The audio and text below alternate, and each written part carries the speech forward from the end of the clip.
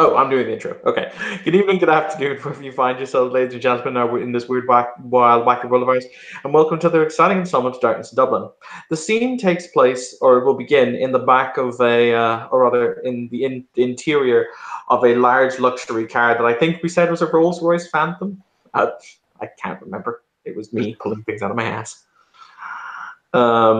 As Baron Alexei sits, his fingers are pented together, and there's a large sack that's occupying a passenger seat next to him. As his faithful knight Borscht is driving the car. As they wend and twist their way through the city out towards the island of Hoth for a meeting with a rather important personage, the city's ruler. So everyone is on their best behavior. Even Borscht has put on his best clip-on tie. He has. He's also wearing a very, a nice driving hat. Excellent. You know what I like about House Ailun and Borscht? What is? Nothing. I like nothing about them. Is fair. Why are we meeting with them again? He will take out one of the little baubles from the bag, Austin, and he'll hold it up. The bauble you have grabbed is, since you grabbed randomly, it is about the size of a softball, and it is filled with, you can see a valley with a waterfall, and it is illuminated as if it were a sunset. Because we've recovered dozens of these. Now, we're not exactly sure if these are dreams that have been captured, or rather, they are people's ability to dream. Borscht makes general annoyed noises at the thought of that. So, I don't exactly know what the Duke wants done with these, and since the order to destroy the Nervosa... Duchess. I'm going to keep saying Duke until the day I die. It's fine. No, it's not. Duchess. The Duchess does not... Duchess sent out the order to have these things eliminated. So, since this order came from her, maybe she knows what to do with these collections of, shall we say, rather important little ephemera. Is fair. And worst comes to worst, perhaps we get a little bit of hold think for a second. Little bit of pennies for bringing it to attention, though. We shall see. Needless to say, I am slightly chagrined at the fact that these things are able to run rampant through the city, as if there's nothing to stop them, but then again, not my city, not my problem. That's fair. Although it will start being our problem if we wish to make more photos here. Well. So, other than that, he'll kind of sit back. He continues to hold the bauble in his hand. He's not doing anything with it. He's just considering the implication of what he's holding in his hand, more so than anything else. But yeah, the car, he'll let it drive on until we come to the freehold. You drive up to the peninsula of Hoth. It is, in the Grey World, a fantastic, a wild, a stunning, well-to-do area of town. And in chimerical reality, these houses are castles. There are hundreds of chimerical servants tending to the needs of every home, inside and out. This is the land of lords and nobles. And that kind of weight impresses upon you as you approach. The car winds and goes its way around the golf course, and in the real world you see, the golf course's clubhouse, and in chimerical reality this house is a fort, it is a mansion, it is armed and attended to by numerous chimerical guards. Everybody who works at this place is Kithane. You see a lot of trolls, a few Ishu, a boggin here.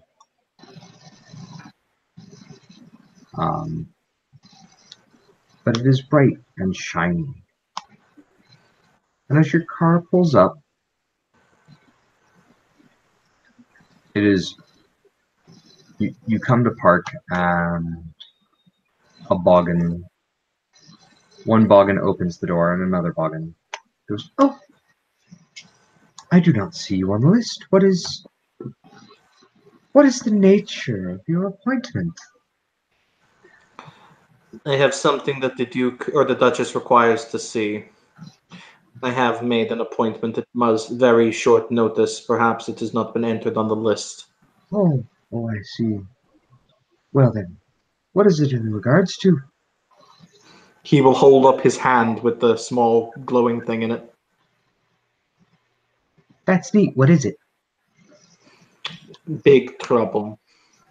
Oh, I will okay. explain to your liege lord.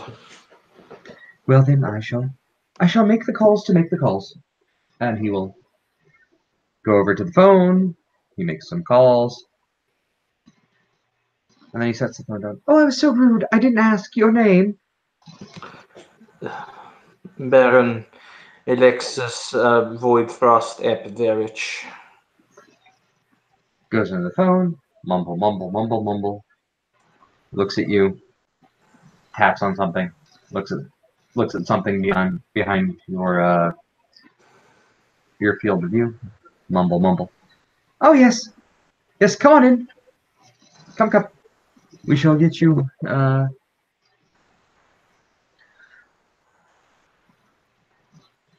The lady is in the middle of things, so she said she has heard your plight, and we are to escort you directly to her. Yes. Walk, walk, walk, walk. Come. Everything. Bring everything. All of it. Borscht, will you please carry bag? No. He will step out of the car. He'll let Borscht kind of lean in to take the bag that was kind of, wrapped around his feet. But yeah, they're going to kind of stride after the boggin. Because I assume the boggins have that little kind of walk that they do because they're short, like. This one does. Yay. The other boggins that you have seen do not, but this one does. Hooray. And you go through the estate, and you walk. He walks you through a bedroom, and there is a large double door, and there's some steam coming out from the bottom of the double door.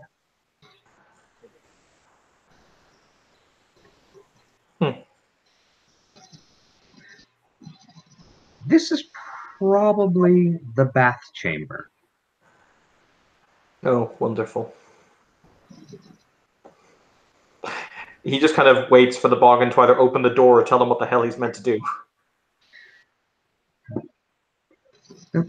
You have, so the Duchess knows of your plight and needs to know about it immediately, but she does not like her routines to be altered very much. So if you see anything, keep your goddamn mouth shut. He kind of, the eyes will narrow, and I'm going to play off the murderous. He's not going to intimidate the boggin, but it's very much like angry cat, if you get me. Right. Like, Good. But he will nod. Well understood. Good. Excellent. Well understood. And your help. Looking at Borscht. What about him? He understands what happens if he opens his mouth improperly, right? I am led to understand that he is in fact aware of this. Yes. Borscht, you know how to be polite, right? He nods. Yeah, see, it's fine. Okay. Well then. The door opens. And it is a lovely bath chamber. It is marble and granite and strange stone that you cannot identify. There is a fog in the air. The room smells of flowers and musk, and you are instantly relaxed as there are flicker fires of calm, soothing, relaxed, that give off those emotions and flicker in those colors.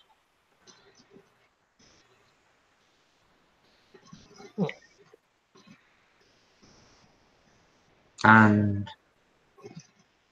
in the middle of the bath chamber, there is a very large, again, a stone-like tub that you cannot properly identify. And there's ignore the language. There we go. Ah, of course you did. I fucking hate you. There's Duchess Isabel Peacock Lunid sitting there in her tub, drinking out of a glass that contains you have no idea what. Mm-hmm. But it's red. I have only 2 questions to ask. One, what is the she's appearance? 8. Ah, Christ. And 2, what is her appearance specialty? Her appearance specialty is divine. Wonderful. For her charisma is a 5. Hmm. And her Alex, specialty sorry, continue. is a powerful aura. Alexi will walk into the room. He doesn't seem to pay any attention. If there is any desire, it's hidden well behind the very icy demeanor that House Verich generally wear in public. But he will he will give a very, very deep bow, and he will hold the bow until he is told to raise his head. Worst will mirror his actions.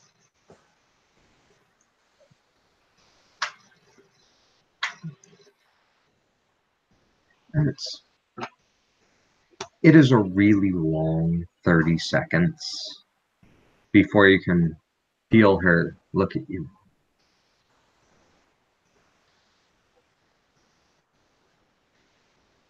And then it's a really long 5 seconds before she speaks. So, what has interrupted my calming ritual? My apologies. My apologies, Duchess. He will say as he will kind of right himself, but he'll keep his eyes downcast in that kind of submissive, like as in I am clearly subservient kind of demeanory face. Okay. And he will snap his fingers for Borscht to step forward so he can reach into and open the sack so I can reach into it. Borscht will step forward and open the sack, holding it to where Alexei can get into it pretty easily. Cool. He is going to remove another one of the dream things, and he's going to hold it up, and he says, "In accordance with your edict, we hunted a group of Nervosa. The Nervosa were harvesting these." He holds it up for her to look at. So she will sit forward and move her body. Nothing is ever revealed kind of below the shoulders thanks to bubbles or fog. Mm-hmm. And she will place her arms up on the edge of the tub, place her chin down on her hands, and goes, "Do go on."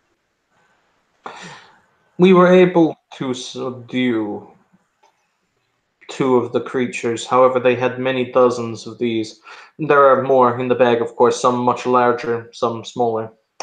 And she kind of like extends her neck and kind of like sneaks a peek into the bag.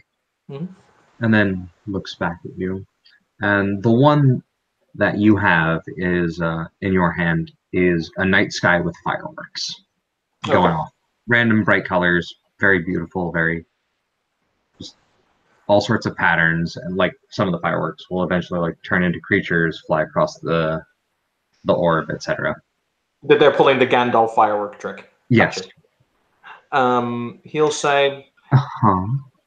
when we were able to beat them down to submission, we discovered these, as I said. We gave them some cursory examination.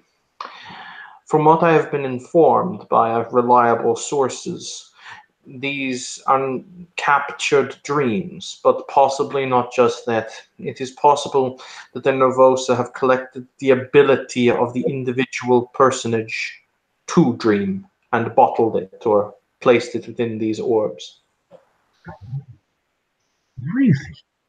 That's weird. Come. And she will like motion you over. Bring that with you. He'll walk over and he will hold out his hand with the orb in it if she wants to have it. She'll grab it and she'll look at it. Kind of like turn it around, like look at it from weird angles. This is... Oh, it's beautiful. So fantastic. Too. Did you engage with them?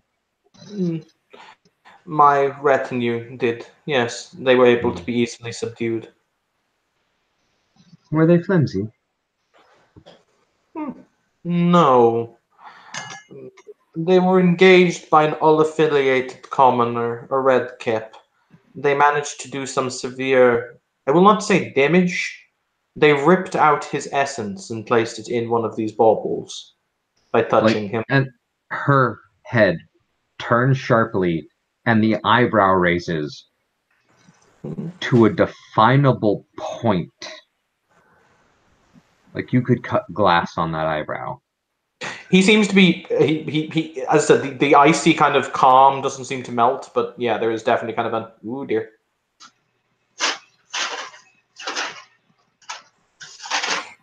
He was struck, to give exact clarification, via their clawed hands, and when it ripped away, it had created one of these bubbles, in which I believe was a large proportion of his essence.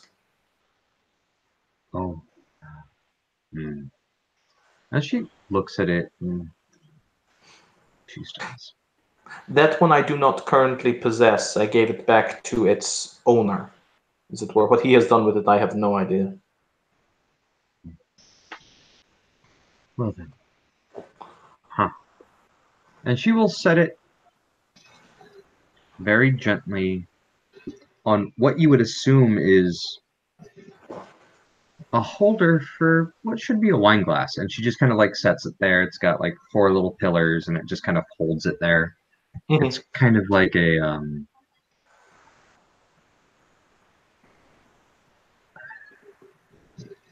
like mood lighting at this point, and she says, well then, I suppose we should have somebody else come take a look at it, shouldn't we? Are you an Oneiromancer, and is your motions over to Borscht help an Oneiromancer? No, neither of us are such by inclination. Well then, I'll call a member of my house.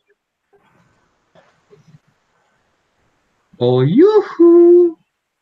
She cries out, and little Boggin that opened the door sticks his head around, but like looking at your feet.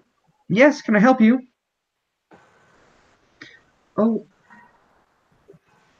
if you could, please. And I don't mean could. I mean, I need you to grab my... She was going to say a word, and then she stops.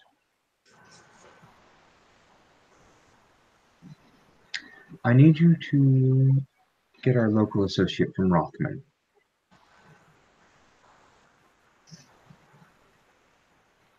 And the Boggin nods. And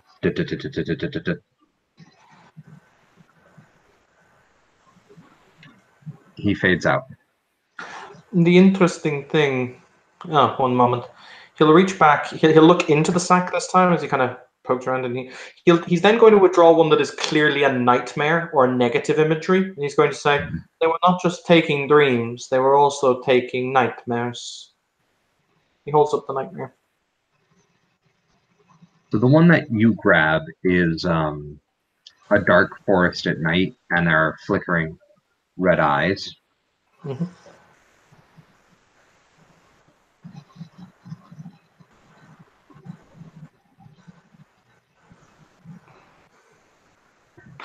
I merely found it interesting that they were harvesting both sides of the same coin. She just kind of like, well then, let's see what the associate from Rothman has to say. And when she says that, a she,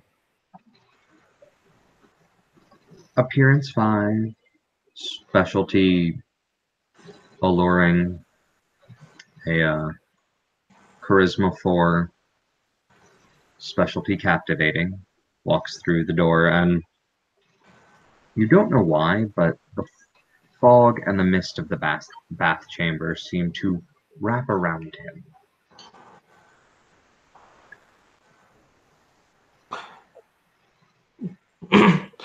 Alexei will give a polite he'll give a polite half bow because he doesn't know the rank of this person. So obviously he's doing it for the politeness sake as opposed to showing deference to someone who is higher placed on the totem pole than he is. You might have more title than him, but he is works directly with her. Mm-hmm. So he's going to show the respect needed for both the station and the fact that he is employed by his superior, but he is still himself his inferior because it's that weird social dance that she do. Yes. So here we go. He is not in armor, but this was the better image I could find. I really like the sword in that picture because it looks like a feather. Mm-hmm.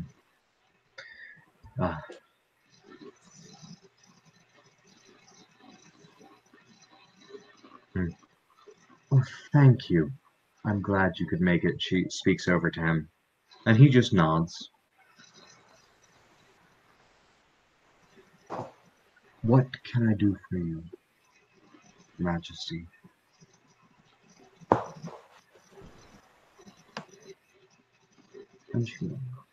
And she motions to you. If you could please explain to our associate from Rothman what you have here. By the way, Austin, what is Rothman? It is Rothman is essentially a law firm run by House Ilunid. Okay.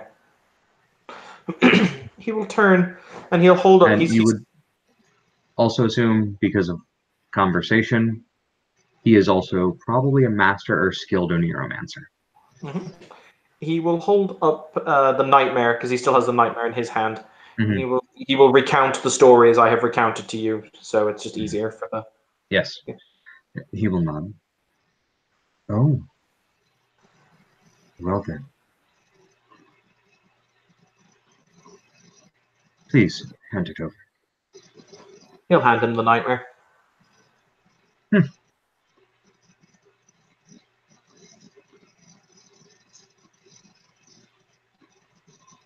And he begins to speak, and the words coming out of his mouth are gibberish. You do not have the linguistics or the academic skills necessary to piece together what he is saying. And then his eyes roll back into his head. His iris is no longer visible. The ball drops, but then sits floating a few inches above the ground.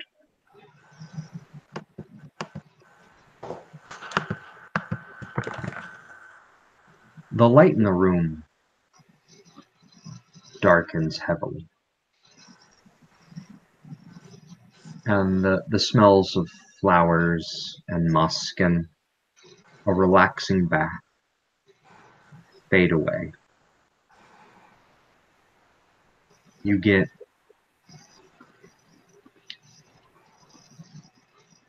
the sounds of heavy things stepping on twigs. The light floral scents fade to musk. They fade earth, fallen trees.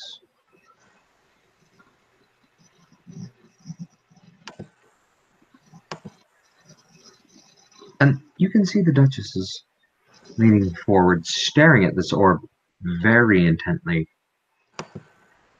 And you can feel a hefty amount of magic surround her. Both of you can.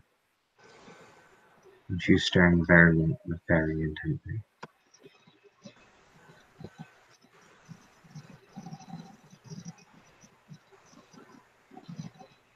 And then the man appears again.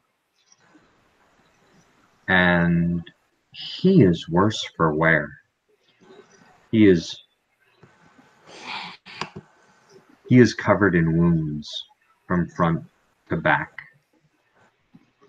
He has lost a dot of appearance because of scarring. Prettier than you now.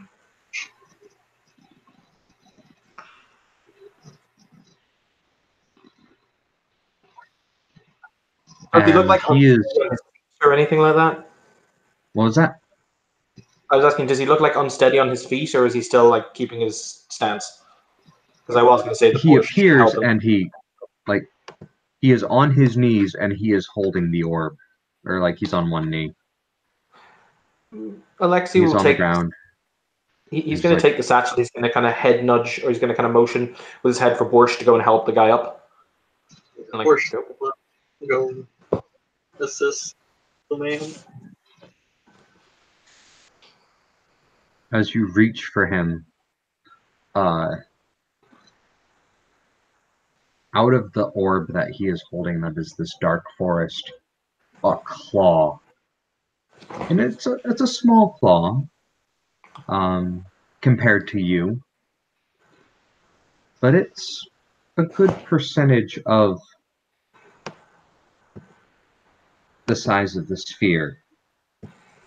Tries to lash out at you.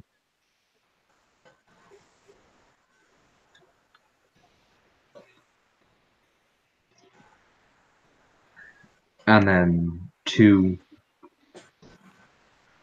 amber to orange eyes appear kind of in the center of the orb, and they're watching you.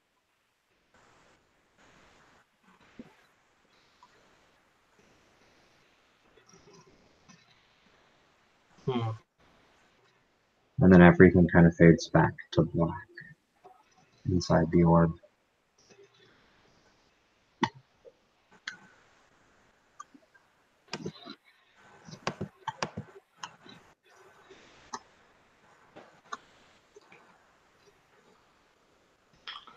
Well, that was interesting.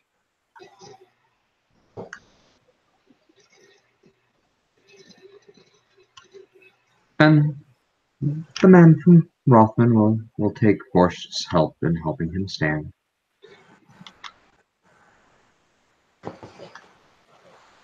He shakes his head back and forth. Oh my.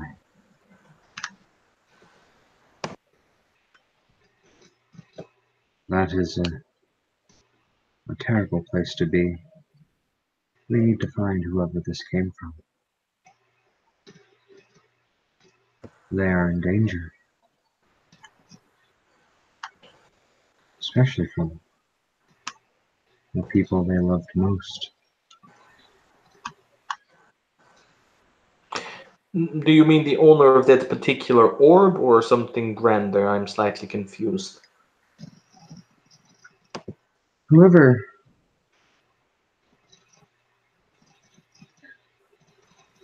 Whoever generated this orb, or rather, whoever this orb was stolen from,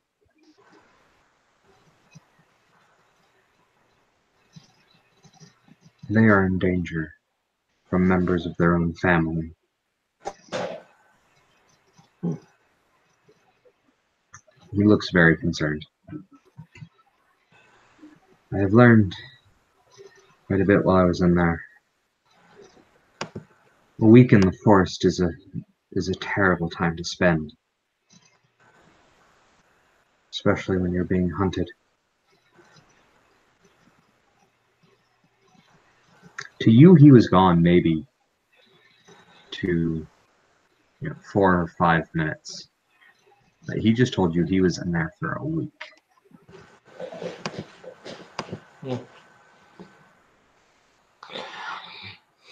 Do you understand more about the process as to how this came to be, or merely that the individual in question is in danger?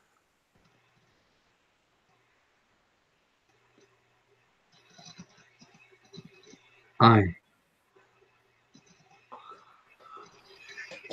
he will kind of like look up and look out the window. His eyes go wide. Majesty, as he speaks to the Duchess. There's information here that arts cannot give us. I'm going to take this orb. I'm going to step out into the courtyard. Because I need to know more. It's like, that's fine, and she waves her hand. That's fine. That's why I have you all, that's why I have your firm on retainer. She is very nonchalant about this, and he is like, I'm gonna fucking die.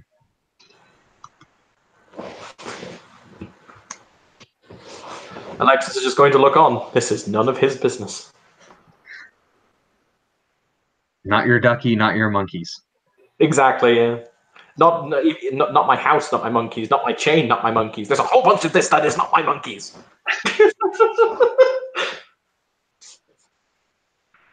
So he goes and he exits the room.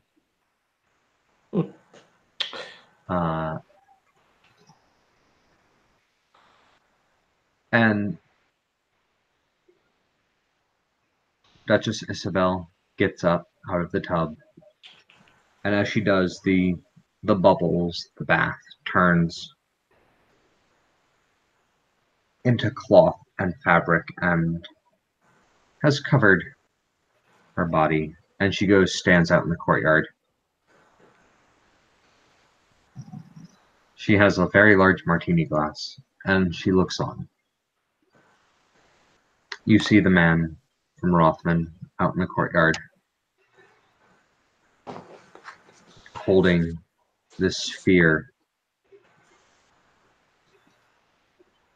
I was going to say I haven't been dismissed yet, so he will follow. Mm-hmm. And she will point, without looking, directly at Borscht, and then point to her side. She doesn't say anything, just points at Borscht, points it like to the right of her. Borscht will go to stand at the right of her.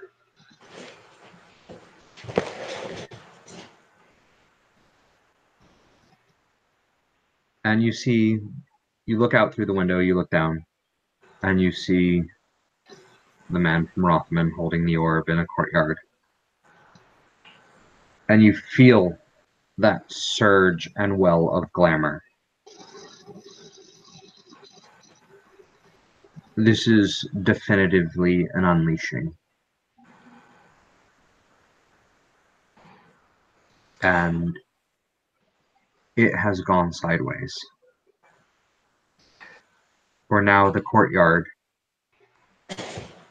and all of what it is this dark, haunted forest, and you hear sounds of things that you cannot process. They are monstrous, they are large. You feel the weight of terrible predators behind you. Your hackles raise. You smell fresh blood.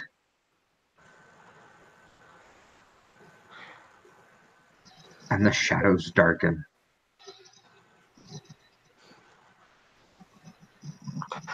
Am I correct in my assumption that the Duke does, or the Duchess does not look worried? It's really hard to read her. I'm gonna try Peony. Bear in mind my house is shit at it, but I'm gonna try it. Because if she's about to cack it, I might have to do something drastic. Mm-hmm. Let's see where this one goes. So your peony on her Mhm. is going to be a 9. Okay. A diff 9. Awesome. I'm going to spend a willpower because why not? Ooh. 1 success because willpower.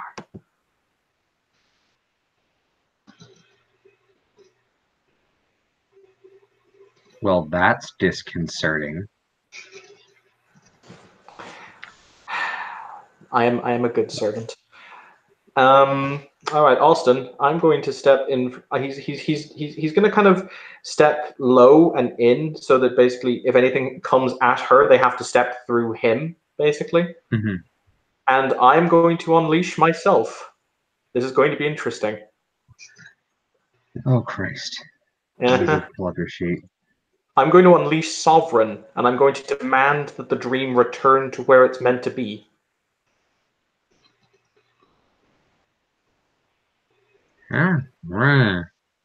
So,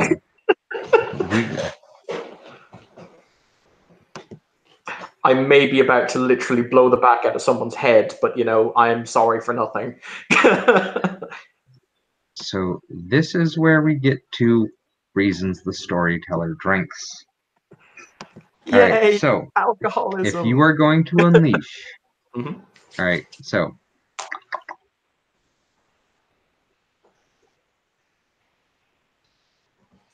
you spend 2 points of glamour, add Yep. 1 to your nightmare rating.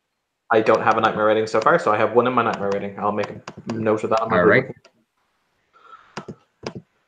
So now you roll a number of dice equal to glamour plus nightmare, difficulty 7.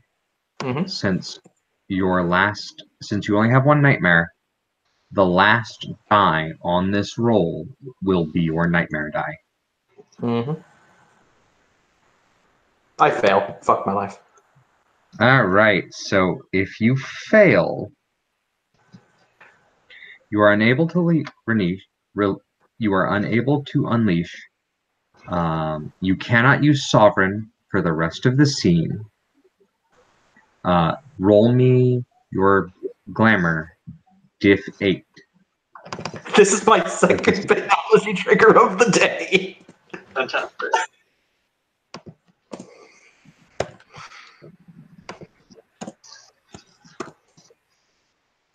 Oh, that gets Mm-mm.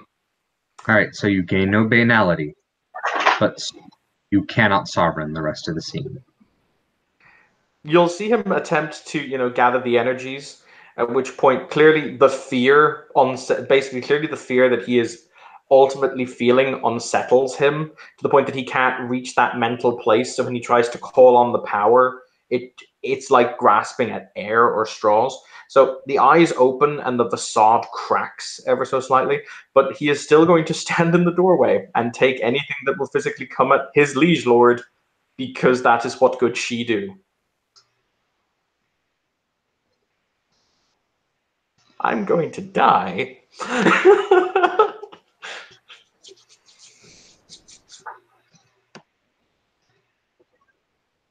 And then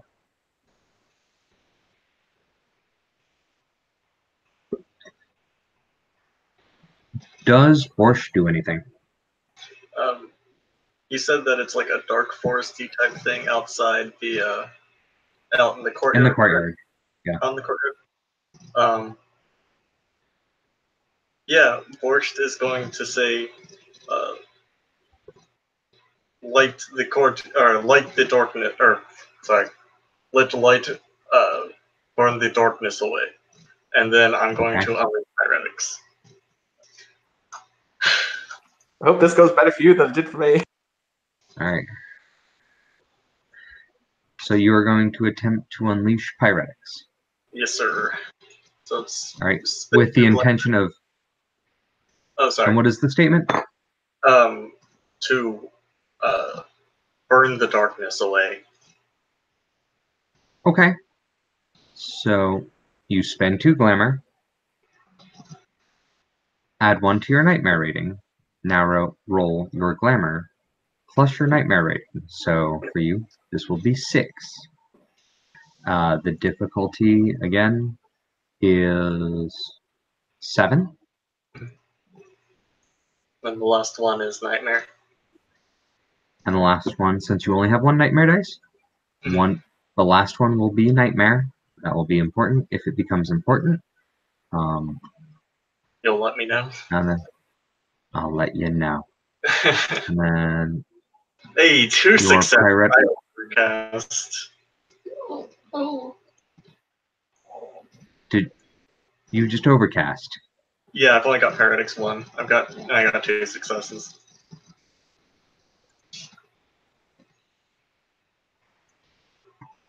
Oh boy!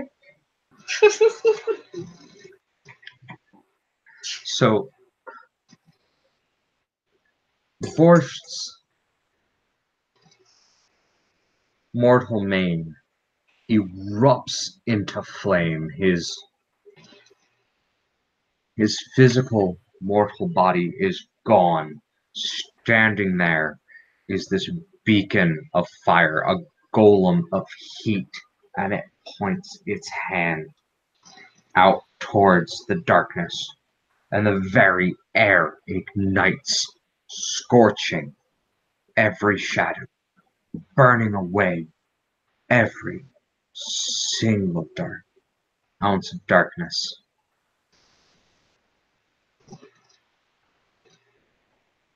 Both the Duchess and dear Alexei take 3 levels of lethal damage from fire as they are burned by being in his presence. The only thing left in the courtyard, other than the smell of smoke, are the robes of a man and the orb. Inside the orb, there's nothing but fire just rolling on, consuming itself. The man from Rothman is violently ejected from this orb, covered in wounds, covered in burns, and having a really bad day.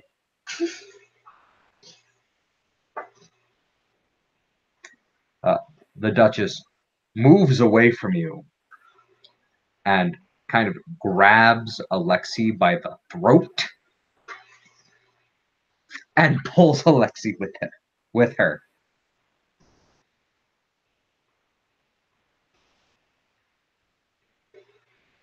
And after about a few minutes, the fire subsides. The mask, the mortal body returns.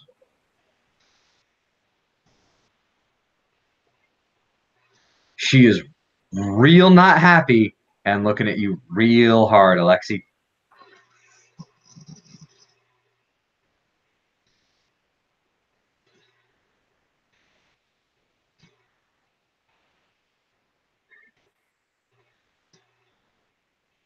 I am going to go repair myself. I'm going to go fix things. I'm going to collect my Neuromancer, and I will see you both in my throne room. Is that understood, Baron?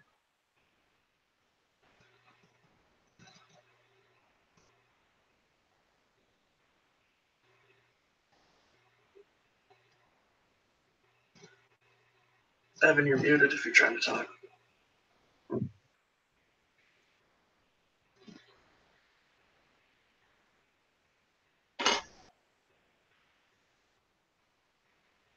Evan died. No, Oh no! He's just back. Sorry. What I miss? Did we burn away the forest? Did we succeed? Was victory? I overcast. Oh Christ! So, short story. He overcast. His mortal mane was gone. He turned into a golem of fire. Did 3 levels of lethal damage to the Duchess. Did 3 levels of lethal damage to you because fire. There's no fire in the courtyard. Giant scorch marks everywhere. The Oniromancer was in the ball. Came out of the ball. The Nightmare Realm is gone. She dragged you away from your flaming underling. Once the fire went out, she dragged you away from your flaming underling by the throat. I'm in a lot of pain. And specifically said, I will speak to you and him in my throne room. Yes. Your presence and his presence are no longer warranted here. Yes, Your Grace. As you command, Your Grace. She is strength 4 with cast iron grip. I'm just not even resisting.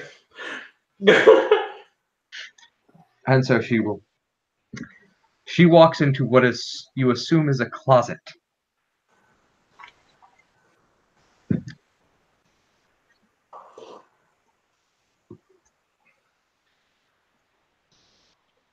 You all both, I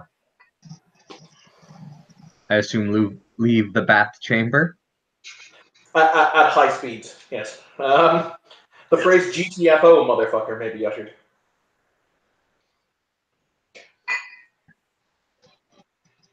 She told us to go down to her throne room, didn't she? The throne room. Mm-hmm. So, yes. Is Borscht So you make it. just What? Is Borscht burned to a crisp, or is he alive? He's alive. He was just a fire golem right next to the both of you.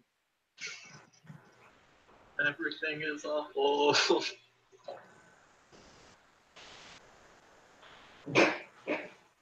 You kind of see Alexei, who just has like massive burn scars down the left side of his body because you were standing to his right. So you would have scared, yeah. So he's just massively burned. He just has a grimace on his face, like, "Oh, I'm having a come to Jesus moment." It hurts to walk. It hurts to move. It hurts to breathe. Borscht will offer to carry his Baron since he seems to be having issues. Borscht kind of gets Borscht gets what I love you refer to as the you're responsible for me having a come to Jesus moment from the one kid to another kid look, and he continues to limp on. So you make it to the throne room. Countess Isabel will. She makes it to her throne and she sits. She looks not worse for wear. She appears healed and not suffering any sort of burns or scarring. But man, those eye lasers at Borscht, they hurt. They hurt a lot. So she comes and she sits down in her throne.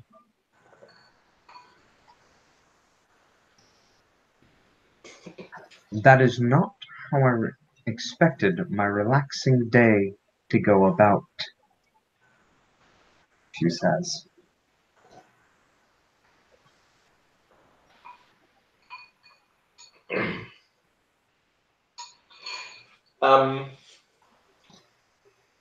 There is a yes. Alexei will kind of give Borscht major side eye before he will go down to one knee in with what can only be described as the phrase "sucker" coming out of his mouth multiple times as he kneels on burnt limbs, with his head with his head kind of very low, and he will say, "I of course take full responsibility for the actions of those under my command, Your Grace." Good.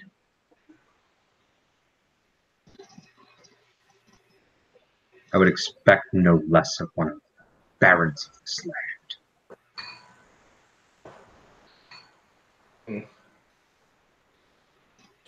When the Oneiromancer returns from Rothman, tells us more, then we can discuss punishment. As you wish, Your Grace. And then you hear the clack of a cane on stone. Ah, he's returned. Stand up so you can pay attention to things that have been learned. Yes, Your Grace. There then proceeds the 20 or 30-second long him attempting to stand up, swearing a whole bunch before he manages to do it.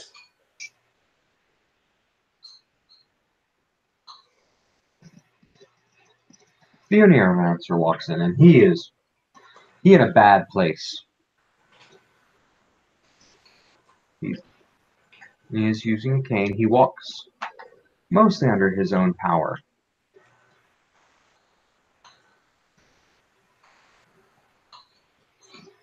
With the occasional Boggin to like stand by his side and be like, "Nope, you were going too far to the left. I caught you," and then moves on. And then like grabs him, sets him right. Let's go. And then like waits for the other fall and like, "Huh, gotcha." Sorry, just a important question before we continue. He overcast the unleashing, but Pyretics. he did actually succeed in burning away the nightmare realm. Yep. Yes. Okay, that's something. At least I'm not extra crispy for no reason. All of the darkness, all of the shadows, the nightmare realm, all of that's gone. Just everybody hurts. Everybody's in pain. Pain. There was pain for everyone. Fun for everyone.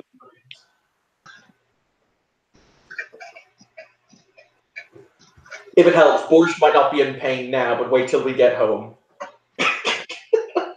Is always in pain. So the Oneiromancer will walk past you and kind of stand between, off to the left, but between the Duchess and the two of you. So when he addresses all three of you simultaneously. Yep. So I've learned a great many things. I fear for the one who this nightmare realm came from. And it's gone. And it's gone forever. The ball was destroyed. But these creatures, these are not the dreams that people are having right now that they take. These creatures take a dreamer's ability to dream.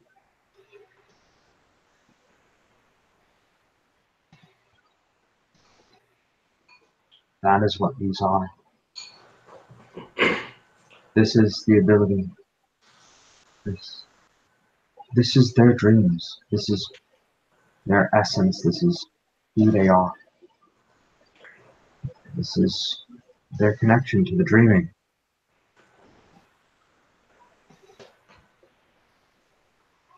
And if these orbs get destroyed, that person will never dream again. They will not rest. They will not recover. They will sleep, but it will not be peaceful, nor will it be fitful. It will have long-term negative effects on their health.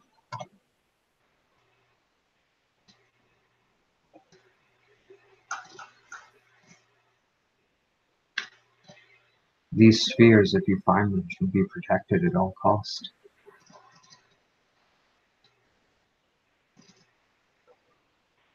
To have one destroyed would be a violation of our deepest and sincerest laws. These creatures are not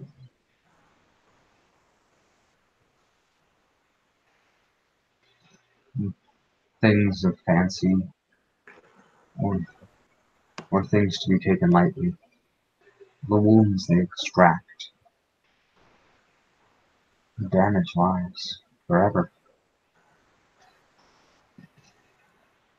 This is a greater threat than we realized.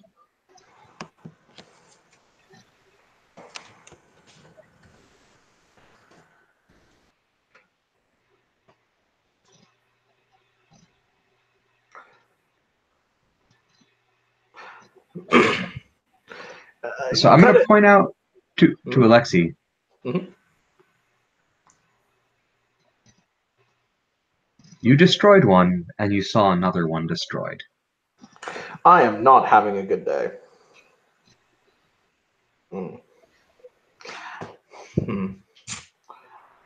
one that he destroyed doesn't really affect him that much as terms of like an actual kind of a mentally he can process that because from his perspective he did what was yeah, they're very good at, you know, but not only that, no. He also did what happens in stories very often, you know, like in the story, you pop the bubble, something goes. That makes sense to him. From his perspective, he didn't fuck up because that's what the story says you should do.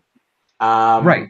But now he's armed with knowledge. But the other one, like, to be fair, the other one was kind of destroyed because the Oniromancer fucked up. And if we were eaten by that nightmare realm, it would have been sad for everyone involved. Well, there was also the one that shattered when Fraugrar cut the legs out from one of the other ones.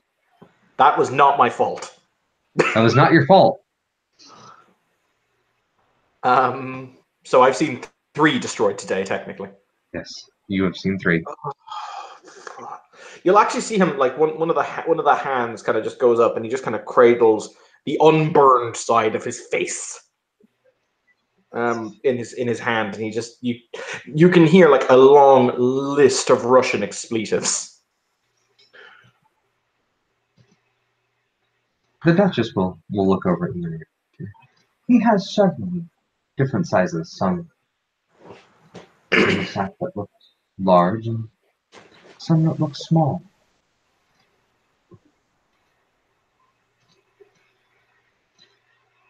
And the Oniromancer, and the one that you handed her that he used, that was the Nightmare Realm, was about the size of a softball. Yes. The smaller they are, there's, from what I could tell, what the dreaming was going to tell me, size denotes mental faculty.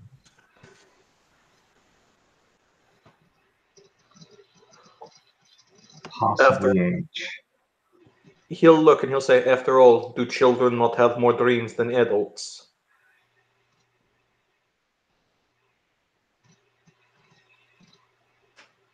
And he kind of sighs and he leans on the cane and looks over. No. The smaller ones, they're singular, they're focused, they're concentrated. They're pure dreams. The small ones are from those either as a child or childlike minds. Adults need more space to process. They weave more complicated imagery. There's nuance, there's subtlety, there's a lot more going on than you realize. And these baubles reflect that. Then the question that we must ask ourselves is, why are these creatures, these Nervosa, only appearing now? They have clearly been created for this purpose. They have not been experienced before, at least in my tenure. I have never heard of them. I believe that many people will say the same. So they have been created simply for the purpose of this harvesting. Why? Dreams get sparked by all manners of things.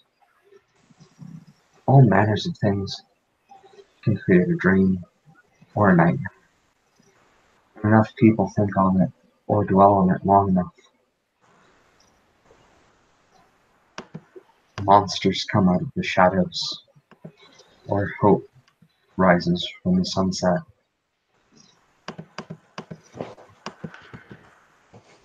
Fuck. Shenanigans.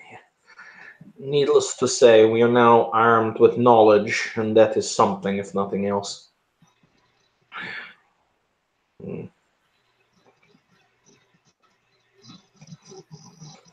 Yes. Well, the Duchess will look at you. When you leave the sack with the orbs here. We will work with Oneiromancers and Soothsayers to get them back to their owners, the ones they came from, and find a way to reattach the ability to dream to people. As you command, Your Grace. And then, do you have anything else you wish to talk about these orbs right now? And her eyes are focused on Borscht. No, my lady. I am here now merely to accept the punishment that you spoke of in accordance with your will. And her head snaps sharply at you. Hmm? Brand him fool, so all may see it. Where and how is up to you. You have until month's end to brand him. Yes, you command, Your Grace. It will be done. And as she says that, there is that she moment of intense passion where that pathos just erupts from them, much like Galadriel from Lord of the Rings. Mm-hmm. And it's definitively not the woman with whom to fuck.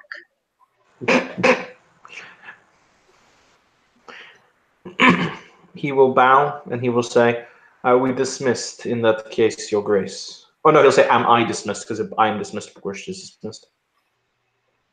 Yes. Away with you. Should we recover any more of these orbs, would you like them brought here, or would you like us to see to their safekeeping?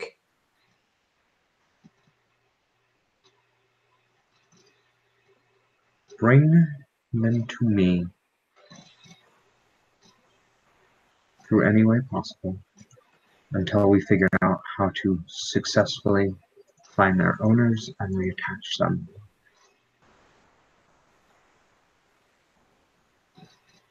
As you wish. He will bow very deeply. He will give a nod of respect to the Oneiromancer before he will turn, and he will stride out of the room. Borscht will give an apologetic bow and then quickly follow his Baron out of the room. With that in mind, if you're cool, I'll end the scene, Austin. Yeah, that's fine.